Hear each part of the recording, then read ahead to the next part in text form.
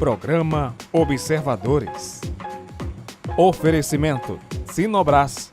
Desenvolvimento sustentável é a nossa marca. Bom dia, está começando agora mais uma edição do seu programa Observadores. Nessa manhã de domingo a gente vai falar um pouquinho sobre meio ambiente em Marabá e região.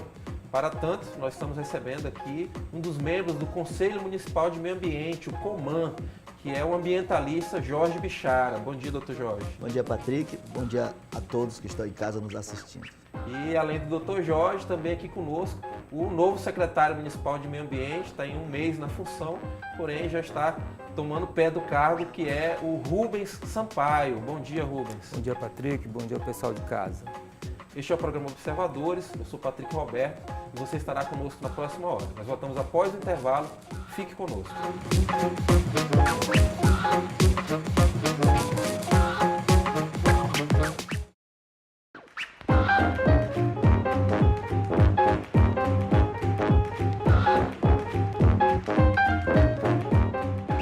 De volta com o programa Observadores dessa manhã de domingo, hoje recebendo aqui dois profissionais que a gente tem muito respeito, Dr. Jorge Bichara, médico, ambientalista, tá? Joga em todos os times aqui em Marabá, está sempre envolvido em várias frentes sociais, né?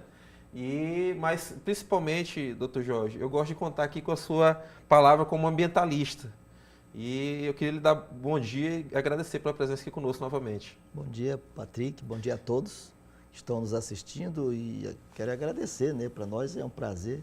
Nós é que temos que agradecer o chamado para esse programa tão importante. Que bom. O senhor esteve aqui ano passado, a gente falou especificamente sobre a Fundação Zoobotânica. Agora nós vamos conversar um pouquinho mais amplo sobre meio ambiente. E por isso também convidamos o novo secretário de Meio Ambiente, que embora esteja apenas há um mês respondendo pela pasta, mas a gente já vai poder se inteirar um pouquinho sobre como está o trabalho da SEMA aqui em Marabá. Rubens Sampaio, bem-vindo. Bom dia, Patrick, novamente. Bom dia aos telespectadores. Que bom. É um prazer. Que bom tê-lo aqui conosco também. Doutor Jorge, eu tenho dito muito aqui que nós estamos numa crise. Na semana passada eu falei aqui que era crise de voluntariado, né? As pessoas não estão saindo de casa para nada. Eu acho que no meio ambiental também está faltando mais gente que se interesse, se mostre interessado e que tenha algum voluntariado para trabalhar por meio ambiente. No segundo bloco a gente vai falar um pouquinho sobre a questão dos quelônios, lá a gente vê um pouquinho disso, mas em tantas outras frentes que seriam tão necessárias a participação das pessoas, né? A gente tem transferido tantas coisas parece que, né, é o governo que tem que fazer sempre as coisas e nos eximindo da nossa parcela de responsabilidade. Como é que o senhor vê isso?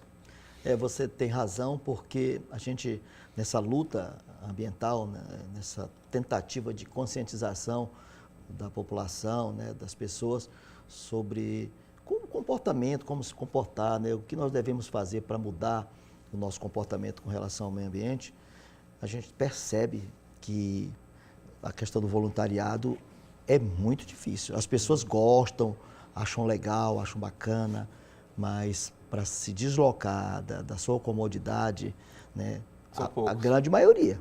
Uhum. Mas os que se deslocam, os que tiram um pouco do seu tempo, né, deixam a família, do seu trabalho para se dedicar a isso, é minoria, são muito poucos. Te falo porque lá na Fundação Zoobotânica a gente pede voluntariado e olha que a gente está precisando, né? As outras ONGs que cuidam de outra parcela de animais, de cães, de gatos, é muito difícil as pessoas chegarem lá. Então, isso fica a cargo dos governos, que todo mundo acha que tem que ser, né? Mas eu acho que nosso pensamento é que precisa ter um engajamento maior da sociedade, que isso diz respeito a todos. A gente nunca vai deixar de cobrar que o governo faça a sua parcela, que é um investimento, que é criar as situações, mas é preciso que as pessoas demonstrem que se importam, né? E que é muito cômodo, tal, você achar bacana, achar legal, bonito e tal, até cumprimenta, parabeniza, mas aí fica a cargo de algumas instituições e que essas instituições são realmente dirigidas por pessoas que se dedicam, que deixam seus afazeres, mas que precisam também que os outros cidadãos cheguem próximo. Isso não está acontecendo. Certo. Vou colocar o Rubens na conversa. Rubens, e a secretaria está nesse nível das coisas, né? Ou seja, sempre que a expectativa das pessoas é grande, é em relação aos órgãos que trabalham, atuam diretamente com aquilo. E também isso, eu percebo, até nós vamos falar daqui a pouco sobre a questão de, por exemplo, a questão do som, né? A vigília do som. Sempre tem alguém para vigiar o som e para reclamar que por que a fiscalização não está aqui. Mas, incrivelmente, as pessoas também não fazem a sua parcela de influência, né? Cada um acho que tem um nível de influência sobre os seus vizinhos, sobre o seu ambiente, que pode atuar também como um pacificador, né? Como uma pessoa que... Eu acho que nem sempre as coisas têm que ser resolvidas só na fiscalização e na multa e parece que a nossa vida está virando isso, cobrar que apareça alguém para multar, alguém sem que a gente também haja. Como é que você vê isso?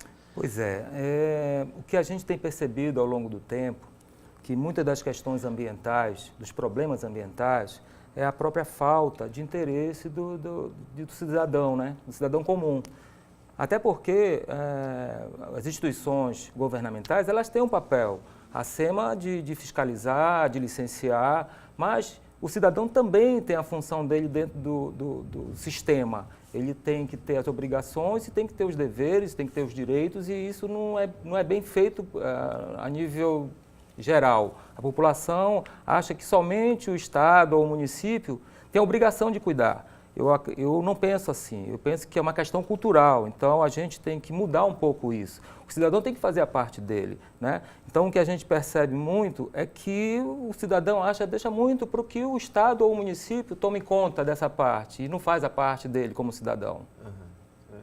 A gente espera, com esse tipo de debate, também contribuir para que as pessoas raciocinem sobre isso, né? Que a gente precisa de bem mais voluntariado e bem mais participação ativa nisso.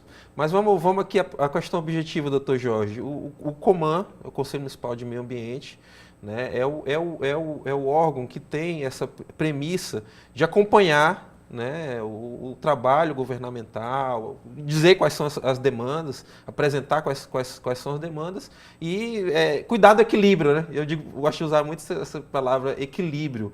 Explica um pouquinho para o telespectador como funciona o trabalho do Conselho Municipal de Meio Ambiente. O Conselho Municipal de Meio Ambiente, como o próprio nome diz, é um conselho. Ele está aí para aconselhar. Mas não só isso, ele tem o nosso Conselho Municipal de Meio Ambiente, ele tem poder deliberativo, não só consultivo. Então, nós podemos formular políticas ambientais, e isso é uma das atribuições mais inerentes, né, mais fortes, Sim. à criação e à formulação de políticas ambientais para o município. E também a gente pode se juntar à SEMA, porque nós fazemos parte da questão ambiental do município. Nós fomos criados na lei que criou a lei que criou as questões... a secretaria não.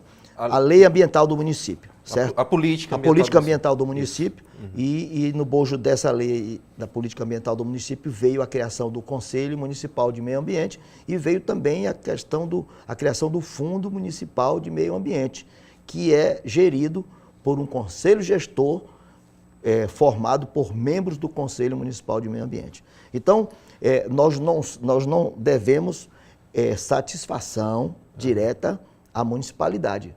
Nós somos isentos de estar prestando, nós não somos um órgão ligado diretamente à prefeitura, não atendemos ordens.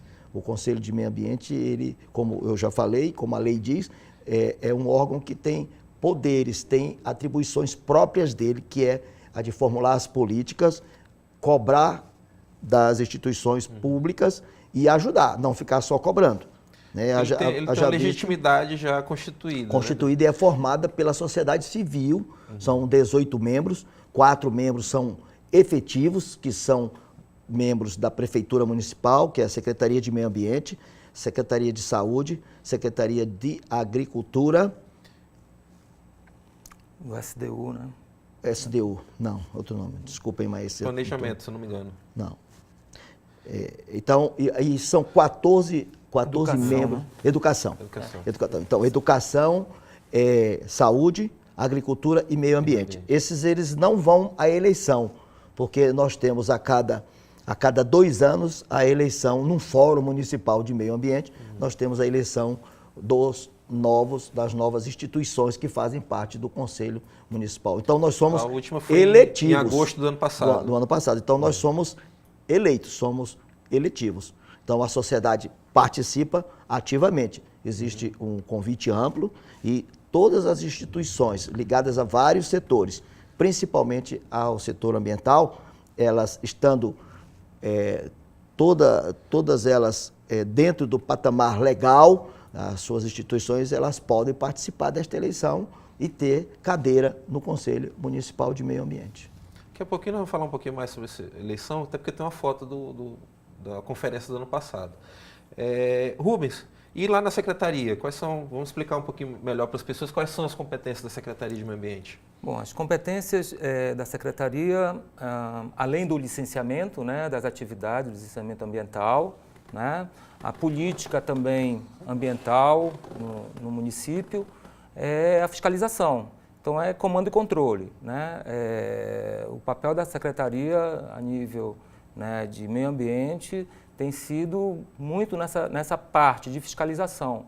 Até porque as denúncias são muitas, de todo tipo, né? Não só a poluição sonora, mas alguém que está fazendo um depósito de gás clandestino, é alguém que está, de uma certa forma, cortando uma árvore sem autorização, né? Então, o papel da fiscalização ele é permanente. Sim. Não todos os dias nós temos atividades relacionadas à fiscalização. E, por outro lado, a questão do licenciamento, né? Antigamente, até o começo desse ano, o município só fazia o licenciamento urbano. E nós, na primeira semana que eu entrei, fizemos a implementação do licenciamento rural, que nunca existiu em Marabá. Então, nós já estamos fazendo o licenciamento das atividades rurais. Então, é agricultura, pecuária, piscicultura, né? O que tiver de demanda, a gente está fazendo o licenciamento dentro do município. Certo. São recolhidas taxas, não são desses licenciamentos? Essas taxas, elas vão para o Caixa Geral do município ou vão especificamente para ações de meio ambiente? Elas, além do fundo municipal também, né, ela também vai uma parte para a Secretaria de Meio Ambiente, até porque nós temos que manter uma estrutura, né, para fazer as vistorias, as fiscalizações, né? Então, esse recurso ele vai especificamente para tratar do meio ambiente. Mas sabe se na lei nossa municipal está linkado isso? Está linkado. Esse dinheiro está linkado. Está ligado, né? automaticamente? Está ligado isso, e o fundo foi criado justamente para isso, para atender essas questões também. Certo. Posso falar sobre isso? À vontade. O Fundo Municipal de Meio Ambiente, ele é abastecido, vamos dizer assim, né? É municiado por taxas ambientais que são cobradas, Sim. multas, doações, que raramente se doa, e até heranças, que não tem o destinatário. Tá? Então, principalmente... Sentenças judiciais também vão? Como? Para lá? Sentenças judiciais Poderão ir, mas normalmente a gente pode pedir e tal, né? Mas objetivamente são as taxas cobradas pelo município, né? E as multas, essas que abastecem o fundo municipal. Existe uma conta específica que vai para lá, o prefeito, a municipalidade, né, só pode utilizar esses recursos com a expressa autorização do Conselho Municipal de Meio Ambiente. Certo. E estrutura lá, Rubens, como é que você encontrou a estrutura? Pois é, a estrutura dentre as prefeituras municipais dos 144 municípios no nosso estado, né, a Marabá tem uma estrutura boa, né, mas precisava implementar alguma coisa a mais. Nós estamos fazendo essa mudança agora, né, para o licenciamento rural. Né, foram chamados do PSS, né, foram chamados sete servidores para atender a licenciamento rural e fiscalização. Né? Então, a estrutura é boa, nós temos veículos, né, nós temos administrativos, né, então a estrutura do município é boa. Então, dá para a gente fazer um trabalho bem feito. Né? Ok. A secretaria, só para destacar, a sede da secretaria fica aqui no Amapá, né? Na Agrópolis do INCRA, ao lado da UEPA. Da UEPA, exatamente. Ou da própria sede do INCRA, né? Da própria sede do INCRA, exatamente. E seria na lateral do INCRA ou atrás da UEPA. Isso. Tem tempo ainda? À vontade. Sobre a utilização dos recursos, como eu disse, a prefeitura só pode utilizar esses recursos especificamente para o que está na lei, né, para atividades, projetos ambientais. Certo? Então, um exemplo, nós autorizamos a guarda, a recém-criada Guarda Municipal Ambiental Sim. a utilizar recursos. Nós não autorizamos a guarda fazer isso. A prefeitura utilizar para compra de veículos, compra de equipamentos, compra de drones, compra de vestimentas, uniformes. Né? Estruturação. Estruturação. Por quê? Porque nós entendemos, e o Conselho entende, que os recursos são para isso. Qualquer projeto ambiental que se encaixe, a gente autoriza a municipalidade. Certo. E nós assinamos juntos com a prefeitura. O Conselho assina junto com a prefeitura. Tem o Conselho Gestor do Fundo. Depois que o Conselho de Meio Ambiente autoriza a utilização de tantos recursos para isso ou aquilo, vai para o Conselho Gestor do Fundo. Que vai analisar a Que papelada. vai analisar a papelada todinha, entendeu? Okay. A gente vai para um rápido intervalo e voltamos em seguida aqui na TV Correio SBT.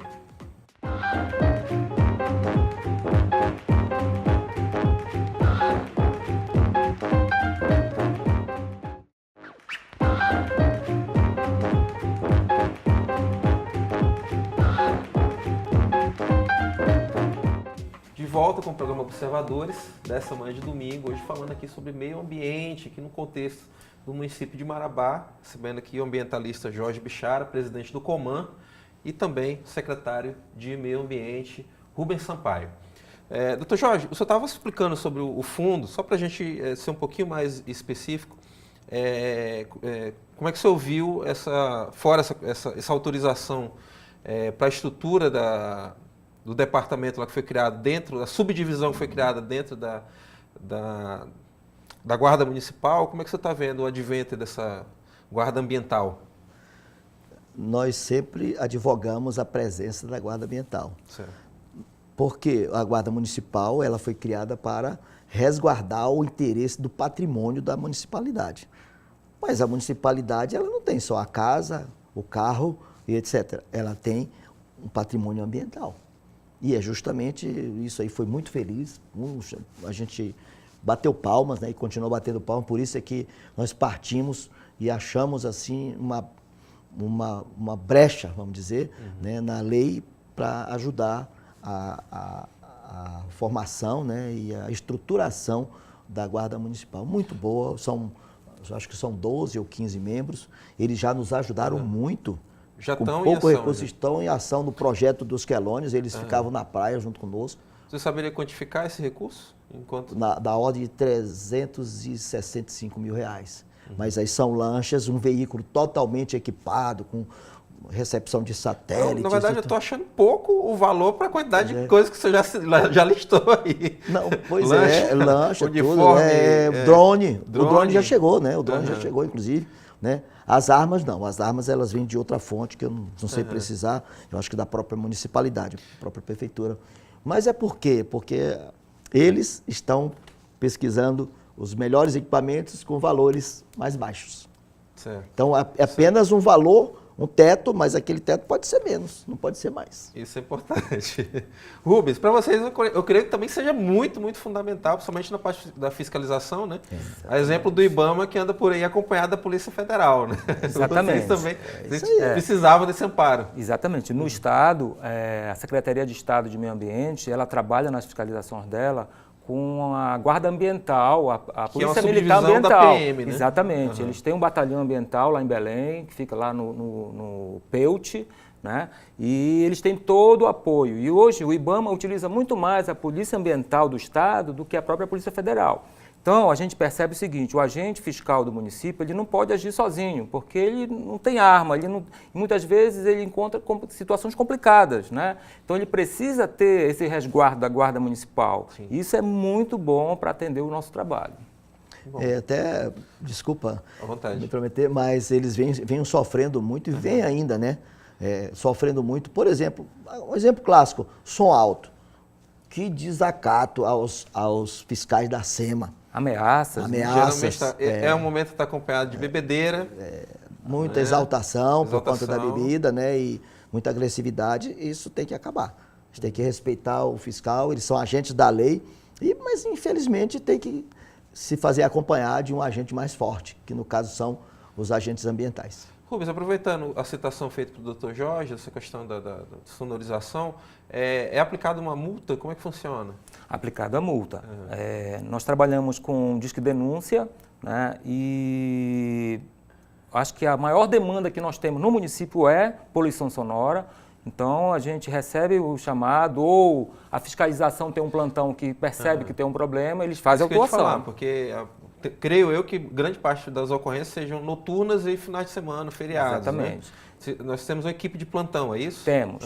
Nós temos um plantão que funciona sexta, sábado e domingo, né? Nós estamos tentando ampliar esse plantão para quinta também, a partir da quinta-feira.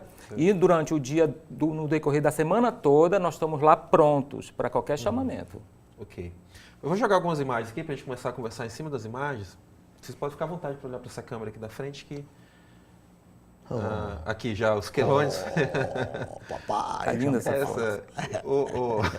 A razão dessa reação do Dr. Jorge é que ele é um dos incentivadores, um dos grandes entusiastas disso aí, e ele trata como um pai, né? Quando ele vê, ele até se emociona. Aqui eles estão em tem uma espécie de um balde, né? Eles chegam lá nesses baldes no dia que a soltura que ocorreu agora no final de semana passado. Como é que foi isso aí, Dr. Jorge? Isso aí... 15 mil, né? 15 mil entre tartarugas e tracajás, né? Sim. Por incrível que pareça, as tracajás são maiores e as pessoas pegam, né, predam, fazem o movimento predatório, tiram a tartaruga, mas a explicação é que eles vão mais a tracajá, que é menor, é de mais fácil transporte, acesso e esconder. Esconder uma tartaruga é mais difícil do que uma tracajá, né? Sim. Então, nós nos espantamos, nos assustamos, porque eu pensava que tinha quase mais nada de tartarugas, mas as tartarugas, depois que nós afastamos alguns predadores ali da praia do Tucunaré, sim, elas vieram fazer a postura na praia do Tucunaré. Tartarugas. Então... Ou seja, um ambiente amplo, a presença humana, elas já estão sentindo essa confiança. Bastou o silêncio das lanchas que ficavam com som, dos arrastões de rede de pesca, pronto. E as pessoas estão se conscientizando, né? Então, isso foi uma iniciativa do Conselho de Meio Ambiente que utilizou, felizmente, o projeto estava pronto, da Unifespa, né? Aqui é Comam, Unifespa e... Comam, Unifespa. Ministério Público. Ministério Público, SEMA. SEMA também, isso. A gente começa a falar e esquece os parceiros, né? IBAMA, Exército, duas instituições não governamentais que foram assim de fundamental importância. Vou pedir para o Marlon colocar aqui enquanto o senhor fala. Colocar mais uma imagem. Passa aí, Marlon, por favor. Que é o IGAF, né? E o Guardiões do Verde. Quem mais, Rubinho? A Casa da Cultura. Casa da Cultura. Certo. Nós não tínhamos recursos, porque os recursos que o Conselho de Meio Ambiente autorizou, na ordem de 285 mil para esse projeto, sim, não só por um ano, mas ao longo do tempo, é para comprar lanchas e tal. A licitação demora, tem que ser, né, atender os preceitos legais, sim, e tal. E nós conseguimos, então, o empréstimo da lancha da Casa da Cultura, da lancha da SEMA e da lancha do Exército. E foi todo mundo. Foram driblando essa ocupamos um barraco lá atrás da praia, né, do lado de lá da praia, na ilha. E deu certo. Aí mete a mão no bolso, outra ajuda. Agora mesmo para soltar, fulano, me dá 50. Deu tudo certo. Graças a Deus nós soltamos, então... devolvemos. Nem sempre a gente tem que ficar amarrado só, né? Clientelista do poder público, né? E aquele dinheiro que eventualmente não foi empregado 100% nisso, continua ali à disposição para outros tipos de ações. E eu gostaria aqui, né, não posso deixar de dizer, se não fosse a boa vontade do prefeito, mesmo que o Conselho tenha autorizado, nós não teríamos avançado tanto. Vamos avançar mais porque ele colocou assim as estruturas à disposição. Jorge, por isso que eu falo essa vontade na frente do Rubens, que é um membro do governo, né, agora municipal, muitas coisas o governante resolve com a boa vontade, mais do que com a caneta. Se ele não colocar dificuldade, meu irmão... Tem coisas que se resolve mais com boa vontade do que com a caneta. Isso. Né? Foi bom demais. E eu falo isso porque tem muitos governantes, a gente sabe, que deitam no problema, né? Tá sem dinheiro, não sei o quê, e as coisas começam né, travar ainda mais. Quando você tem boa vontade, você vai fazendo, né? E não pesou tanto. O papel do gestor, e eu digo isso não só quanto ao prefeito, mas também secretários e Sim, líderes de cada área, é ser um indutor. Não é ser apenas o ordenador de despesa. Ser um né? facilitador, né? É ser um facilitador, é criar conexão. Né? Eu acho que tem coisas na comunidade que a fila tem que ser puxada pelo poder público, sim. Assim como eu fiz o anterior no bloco passado, né, que eu falei que a comunidade está faltando também fazer a sua parte, eu falo do poder público também, que falta, e isso eu falo de modo amplo, né, em várias cidades a gente vê esse tipo de coisa, municípios, a falta de voluntariedade do gestor em criar conexão, em chamar os atores, né, em chamar o exército, em chamar, né, gente, que vocês podem ajudar? O que a gente pode sentar e ajudar nessa situação aqui? Não é nenhum demérito, não é feio, e isso é bonito. Isso é lindo, rapaz, é lindo, é lindo, é lindo. E você precisa mudar a cultura dos gestores, em geral, né? De deitar no problema, De deitar e não achar que isso é uma besteira. Mexer com tartaruga, pois isso é uma besteira. Não fala pra gente, mas no fundo, a grande maioria, graças a Deus, né, com o prefeito Tião, a gente... E vai ser melhor agora, porque as licitações da energia solar, porque são duas bases. Sim. São duas matinhas, são duas bases. Então, energia solar para as duas bases, as lanchas próprias que nós vamos conseguir agora e outras estruturas, né, que nós vamos conseguir. No próximo ajuda que vocês vão pedir para os parceiros já vai ser outra, né? Já vai ser, já vai ter. Alimentação, né? Alimentação dos perfeito. Funcionários que ficam lá. Isso. Aí não tem. Agora mesmo mandei gelo. 20 quilos de gelo. Por quê? Porque as geladeiras e a energia solar ainda estão sendo licitadas. Aí estraga a carne, aí, fulano, manda gelo, opa, manda gelo, manda isso, manda aquilo. Coisa fantástica, a gente cada vez mais conversando sobre energia solar, né? Só para localizar as pessoas, isso aqui é a Praia do Tucunaré, não é isso? A Praia do Tucunaré é aquela parte mais alta ali, né? Isso, é uma ilhota que tem ali, né, com uma pequena mata, né? Agora que o rio está cheio, ela está ali só aquele...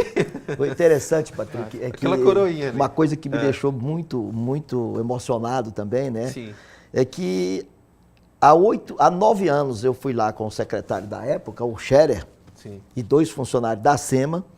A água estava alta, só havia o cucuruto dessa ilha, é pequena, ela dá uns 100 metros, né, assim, de comprimento. E plantamos 20 sumalmeiras. E nunca mais eu havia voltado lá. E agora em junho, quando nós fomos assumir essa base, encontrei 5 sumalmeiras vivas ainda, ó. Aí, maravilha. Tão bonitas. Né? Nunca pensei que não havia mais. E aquela mata do canto, do finalzinho da praia, ela também já está sendo ocupada por nós. Vão ser 2 bases. Uma naquela mata que nós todos vamos repovoá-la, vamos enriquecê-la com árvores nativas da região. Ela já tem algumas malbeiras, essa nós não plantamos lá ainda. Mas vamos botar castanheiras. Dá para ter isso lá? Vai ter uma florestona alta lá. Rubens, eu vi que foi colocar até uma placa lá, né, de acesso restrito, esse tipo de coisa, né? Isso. Exatamente. Fala sobre Eu acho que a questão da delimitação da área do projeto foi uma coisa até debatida no dia do evento, né, da soltura, porque a gente precisa regulamentar esses limites. Sim. Né? Então, o próximo decreto do prefeito do verão, ele tem que delimitar o acesso dos banhistas com relação a esse projeto, a área do projeto. Porque as tartarugas, pelo que os pesquisadores falaram, elas vêm de muito longe. Então elas aproveitaram... Marlon, coloca mais uma imagem aqui, que a gente ainda tem várias imagens para ver e estamos conversando aqui e as imagens estão ficando. E quantos minutos é o programa? Uma hora só de programa. Uma hora. Nós já estamos no segundo bloco, daqui a pouco a gente... Não, eu estou perguntando porque logo, né? Tem aqui, passa mais uma, por favor, Marlon. Não, pode botar o que quiser aí, não tem problema. Pode continuar, você estava falando sobre a soltura.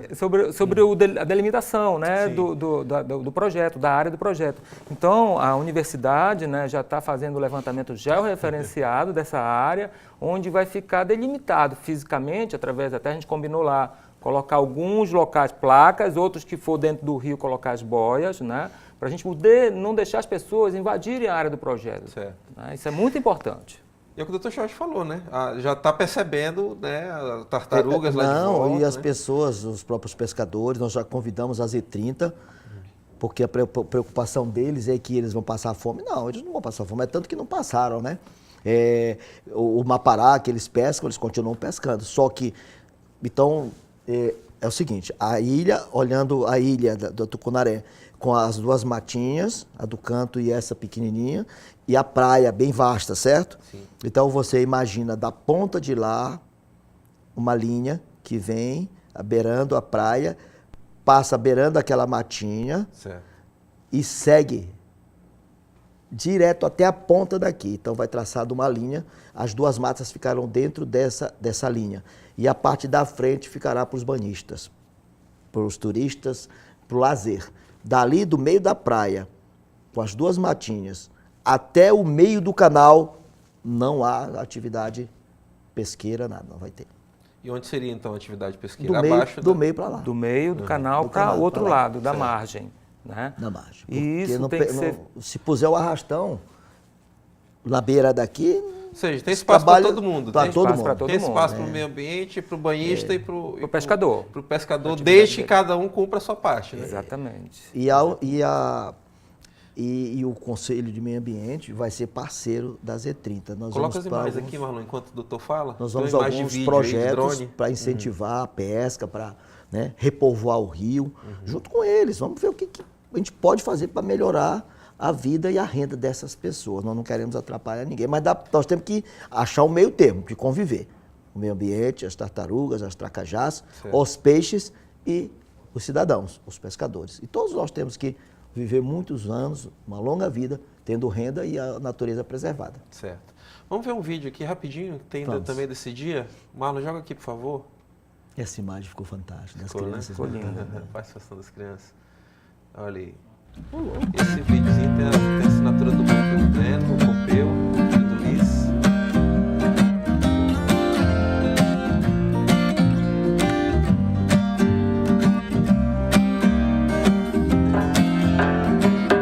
All I need is a little air, some for me, some for everywhere. And all I need is a little sun, some for me, some for every little bit of love, little bit of love, little bit of love, little bit of love. Really what I'm trying to say is I need you and you and you and you. Every little bit of love you give me too. And all I need is a happy home, some place I wouldn't have to be alone. And it'd be nice to have some candlelight to light the fire in your heart at night. Little bit of love is all that I need. Little bit of love and no need to be greedy. Little bit of love, sign love, peace, treaty. Little bit of love is all that we needed.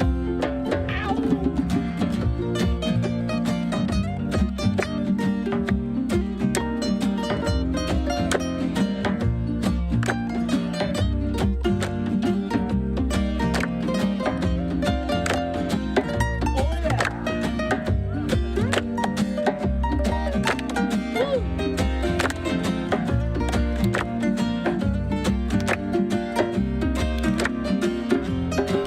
Well, really what I'm trying to say is I need you,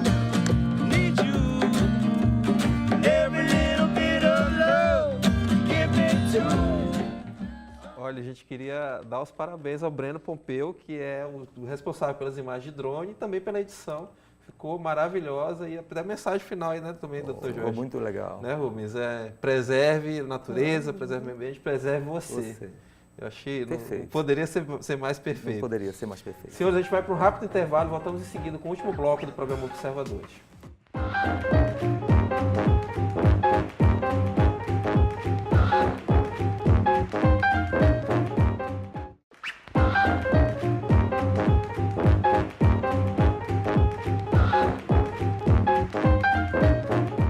De volta com o programa Observadores dessa manhã de domingo, hoje falando aqui sobre meio ambiente no município de Marabá, recebendo aqui Rubens Sampaio, que é o secretário municipal de meio ambiente, também o médico e ambientalista Jorge Bichara, que é o presidente do Conselho Municipal de Meio Ambiente. Senhores, a gente vai olhar mais algumas imagens aqui para discutir mais alguns aspectos aqui da coisa. Rubens, isso aqui eu trouxe lá de vocês, ó.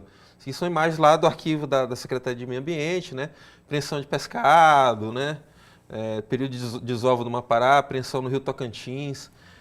Por que ainda é tão complicado ainda? Eu sei que tem a questão... Eu tento não julgar isso só pelo olhar né, doutor Jorge, eu tento aliviar na minha cabeça, não olhar só pelo lado da predatório.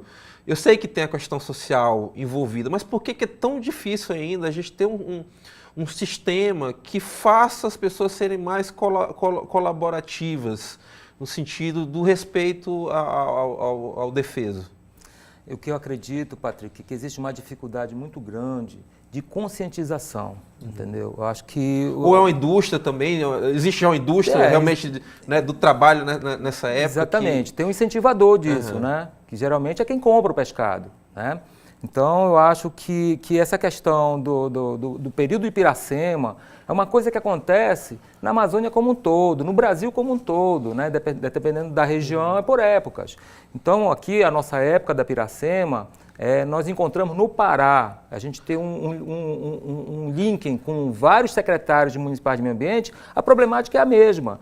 O tempo todo fiscalizando, aqui no lago, principalmente do Tucuruí, as confusões são grandes com relação a isso. As pessoas insistem em pescar, insistem em usar malhas muito pequenas, né, para captura. Então, a gente tem que fazer, infelizmente, uma questão cultural. Doutor Jorge, e para completar essa questão, a gente ainda vê que as pessoas parecem que desfazem da fiscalização quando a vê, né? Ou seja, o cara foi pego ontem, estava com a rede, né? Foi feito ali aquele procedimento inicial, no outro dia parece que o cara já está de novo, voltou ao Rio e já está de novo na mesma ação. Como ele falou, a princípio é a questão cultural. Né? Nós fomos criados aqui, principalmente aqui na região, né? Não falo mais nem do centro-oeste para o centro-sul, sudeste, mas aqui da região a gente foi acostumado a pescar à vontade, bastava você estar ali na escada do Rio Tocantins e pescava o que queria, né? E a gente acha que o negócio é libertário, pode fazer do jeito que quiser. Até que naquela época a gente podia pescar e, na verdade, nós nem estragávamos tanto, era mais com linha de pesca, porque a população era pequena, mas hoje a população aumentou. Vêm os compradores de fora que, como ele falou, aumentam a pressão.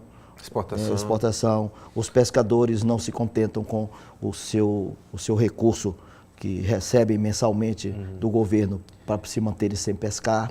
Né? E não são todos. Já consegui desvirtuar o próprio também, né, o auxílio do período de defesa, né? Agora a gente tem visto N operações da Polícia Federal descobrindo esquemas de gente cadastrando pessoas que nunca foram pescadores na vida. E que onera, né? Porque está pagando, poderia até pagar melhor para os que realmente são pescadores, né? Até nós assistimos um dia desse, nós tivemos uma palestra lá na Z30 e o presidente lá chamou a atenção que tem muita gente que está empanando o brilho da instituição, né? Recebendo e tal. Então isso é inerente à corrupção, né? Mas há que ter um basta nisso, né? Punições drásticas, infelizmente, lá vem a questão da punição. Mas essa é a língua que não é só no Brasil, né? O ser humano, se não tiver um apertinho, ele quer fazer do jeito dele, né? Mas, no geral, nós temos que conscientizar os menores, os que estão talvez fazer agora. Deles parceiros, né? Vamos colocar mais uma imagem aqui, por favor, Marlon. Eu coloquei essa aqui, Rubens, para a gente lembrar que não são só os principais rios, né, que a gente tem que ter cuidado, não é só o Tocantins e Itacaiunas. Os afluentes, né, são uma preocupação constante.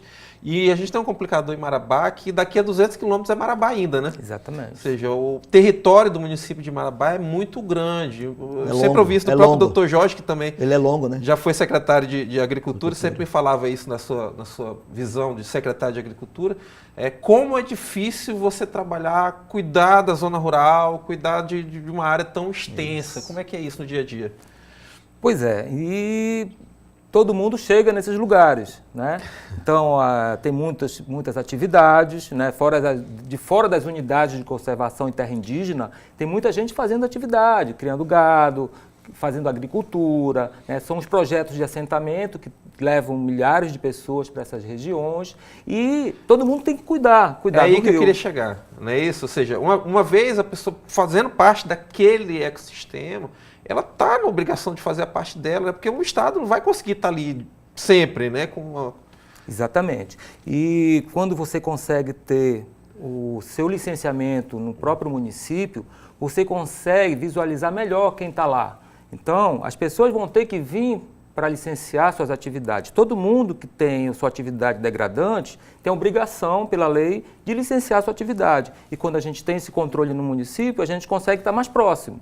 As distâncias são grandes, realmente. Nós temos comunidades que estão mais até de 200. Tem comunidade a 300 quilômetros que está dentro de Marabá, lá para o Macaco Careca, lá para aquela região próxima do São Félix do Xingu. Então, a gente tem que chegar lá, entendeu? E nada melhor do que o próprio município fazer a gestão sobre esse licenciamento e estar próximo dessas pessoas para tentar trazer essas pessoas para o lado do equilíbrio. Atividade, conviver junto com o meio ambiente. Talvez seja uma obrigação dupla de quem é agricultor, né? Porque depende também da renovação, né? Ele sabe que ele tá colhendo da terra, mas ele tem que dar da sua parte, da sua parcela para a terra, não é isso, doutor Jorge?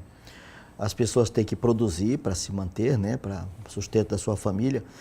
Existem uma parte de agricultores, que não é muito grande, que estão levando muito a sério, sabe? Tem alguns que não ultrapassam aquele limite, não derrubam mais, eles plantam sempre ali, estão optando por culturas perenes, como o cupuaçu, o açaí, que é para não são muitos, né? Mas você está falando também está da mudando. sua experiência como foi secretário recente de Agricultura, isso esteve muito na presença desses e já está mudando, vai demorar, né? Mas muitos dos agricultores, eles entendem que a questão ambiental é muito séria, até para manutenção, porque senão o clima está mudando. Né? O regime de chuva da nossa região ficou 5 anos. Esse ano ficou bem claro, né? Esse ano chegou próximo do que era antes. Olha aí, meu Deus, foi um susto e tal. Nós estávamos tão acostumados com aquilo. Vou até colocar mais uma imagem aqui, já que você está falando disso. Eu queria te perguntar, o que é isso aí? É o Pirocaba? Ali é o Pirucaba, exatamente. Para você ver. É o Pirocaba, né? Exatamente. Eu vou só colocar mais uma imagem aqui, Marlon, e depois a gente volta nessa aí para o Rubens falar dessa imagem. Olha como isso aqui nos assustou esse ano, né? Como essa uma imagem forte, né? Passa outra, Marlon.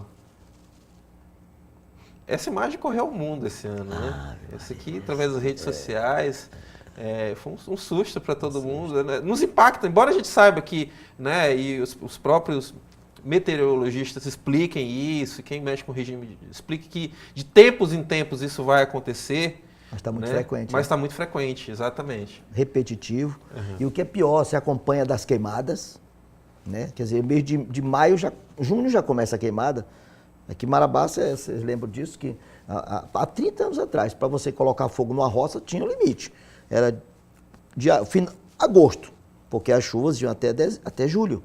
Agora não, você põe fogo em julho, agosto, setembro, outubro, novembro, dezembro, janeiro. Né? Eu dou como exemplo que a gente passou aqui há 2 anos atrás, vocês vão lembrar bem, no mês de setembro, outubro, que nós tivemos quase 20 dias embaixo da fumaça aqui dentro da cidade, né?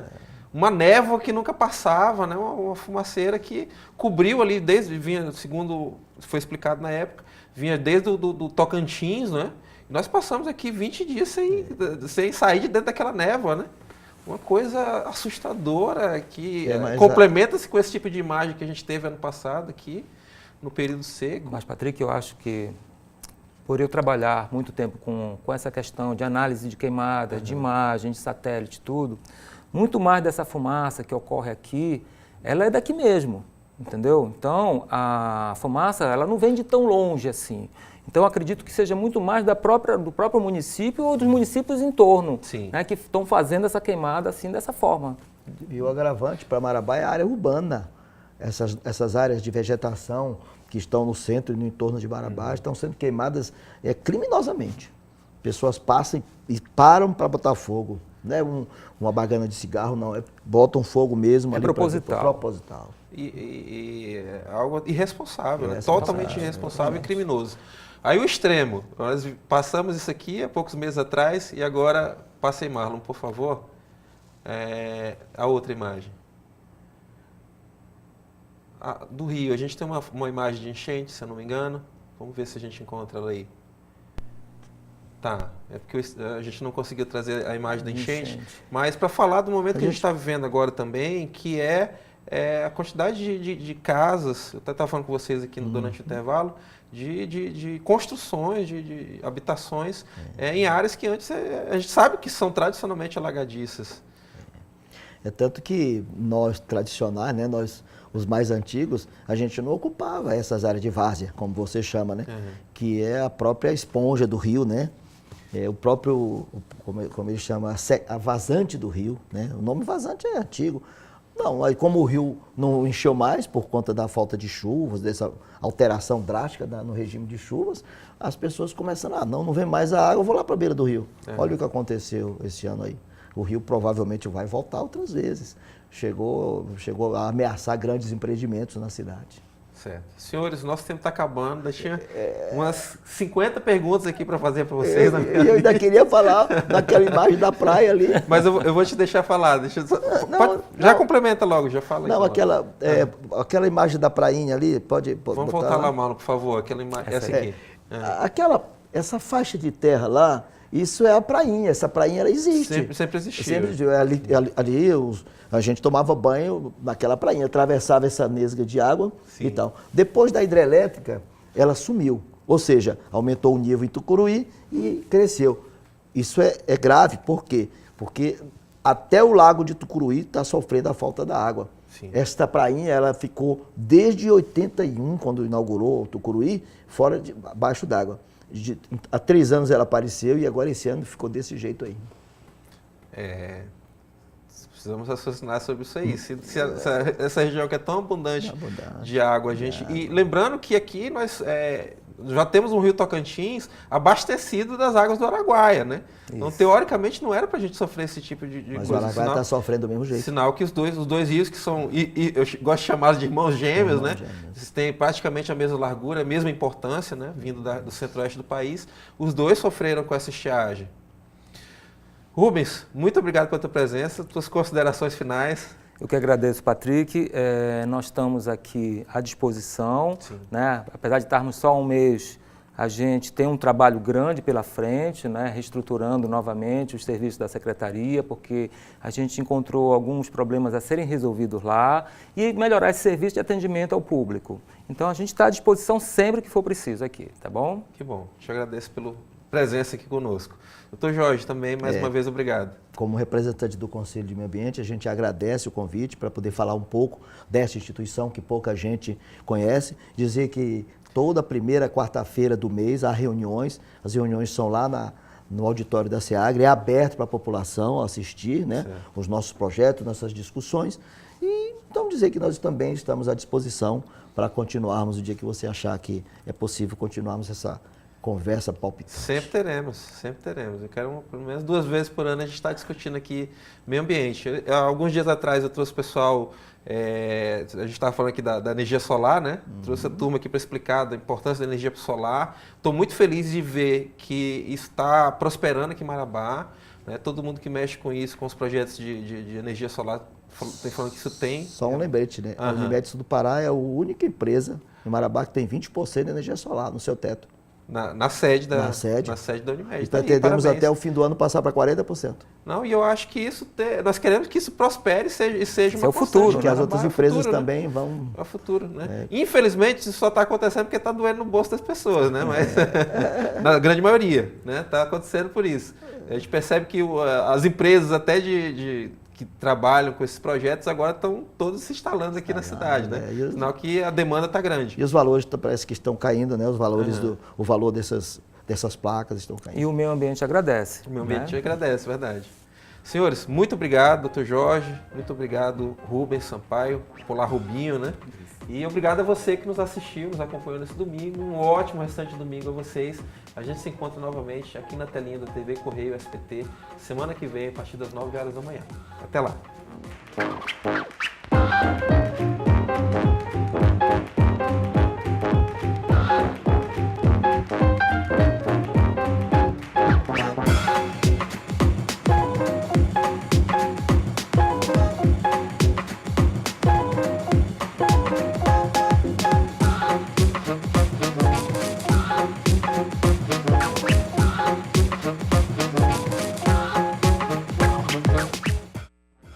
Programa Observadores.